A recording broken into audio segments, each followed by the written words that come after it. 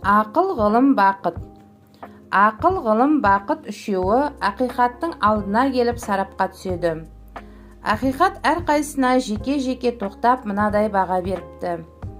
Ей бақыт, сен тұрақсызсың, орныңды таңдай білмейсің. Басына қонған жанның көзіне шел, көңіліне желік бітіресің. Күндердің күнінде лақтырып тастап кетесің. Ақылмен тізе қос, сонда көп жасайсың депті. Ғылымға: ей ғылым, дүниеде жаратылысы сенен күшті не бар?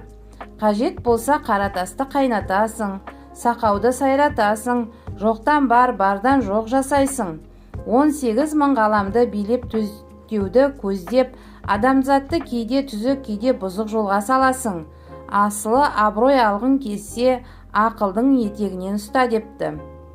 Ақылға: ей ақыл, патшаға да пендеге де өзінен артық дос жоқ. Бір кемшілігің ашу үстіңе кіріп келгенде орныңды беріп шығасың да кетесің. Кейін ашудың бүлдіргенін жамап жасқаймын деп тағы әлекке түсесің.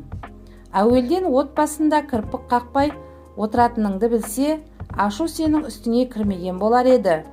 Менің тілек батам: ақыл, сен адам бол, ғылым, сен ат бол, бақыт, сен қамшы бол.